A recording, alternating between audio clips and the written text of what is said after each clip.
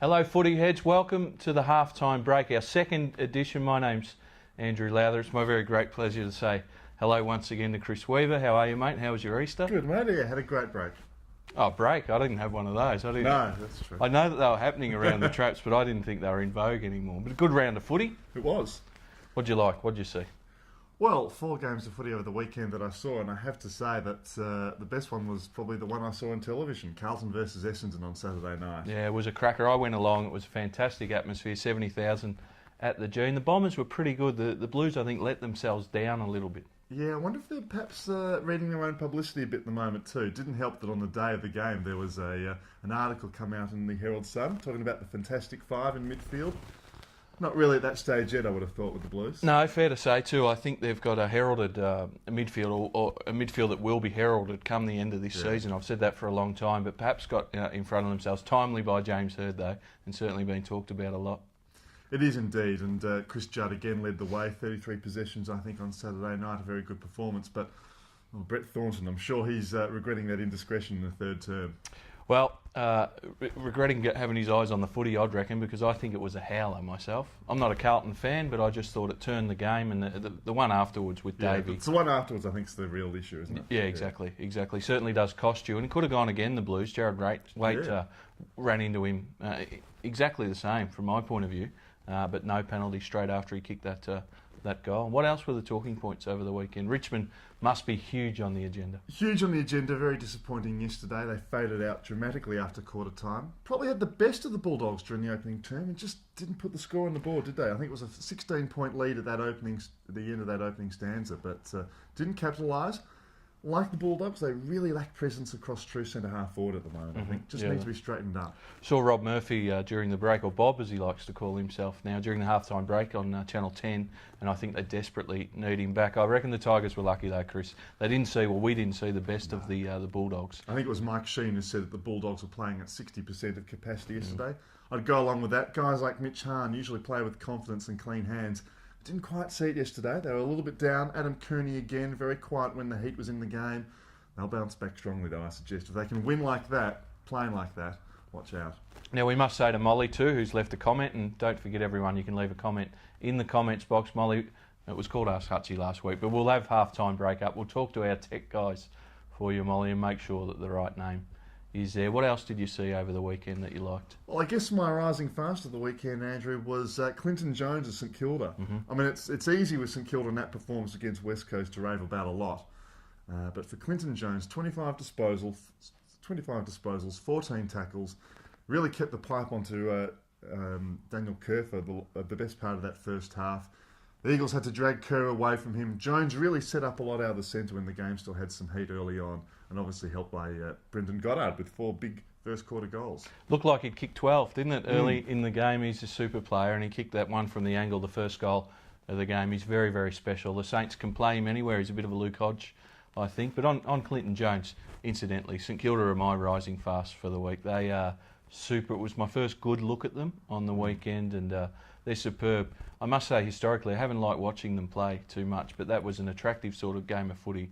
Yeah. Well, from their point of view anyway, the West Coast, a lot of work to do. But Clinton Jones, amazing similarity to Trevor Barker. There is, isn't there? That mop top the blonde has. Number 38 in the back, though. I wonder if they'll get him down to Frankie Peckett and Trevor Barker's number eventually, number 1. Well, he has to take it over from Graham, doesn't he? Who's got it at the moment. Another Barker lookalike is too. Not dissimilar. Yeah. Now, what about our sinking ship for the week? Sinking ship, I think we have to go with Richmond, which is, of course, a talking point of the week. One player in particular who I think highlights and perhaps best exemplifies the problems they've had is Richard Tambling. Terry Wallace spoke about the difficulties Tambling had in preparing for the game, which makes you think that if that was the case, why drop Robin Nahas after one game? Yeah, and Nahas, I saw him in the VFL for the Coburg Tigers, was very good. Kick 5, he's polished, he's better than VFL level. I reckon he'll be in a Tigers jumper this week. Well balanced, great turning angle, good kick on the run. Yeah, Tambling's an interesting one, isn't it? He's been dogged with this his whole career because he was taken in front of Franklin. Looked all out of sorts, especially when his own supporters booed him when he got the footy on the wing and turned it over in due no small part to the Richmond boos, I don't think. Well, that's the thing. I mean, as much as anybody else, he's a confidence player, he's a streaky player. And these type of games probably don't suit him very well. But he's a number 3 pick, I should say, and has to live up to that billing. Yeah, exactly. Yeah, he certainly does. Another one that's been in the news, and well, it's been sinking for a while in my mind, is Daniel Wells at North Melbourne. High pick, has never got it. Has admitted as much today. Has said that he's a couple of years too late as far as achieving what he should have in the AFL. And the sad thing is we compare him against Goddard this weekend, of course. Mm-hmm. Top 3 picks from the same draft in 2003. Goddard, it took a little bit of a time to get his body right. Weight issues, I think, were issue there about 2004, 2005. Yep. He's found a position. He's found consistent footy.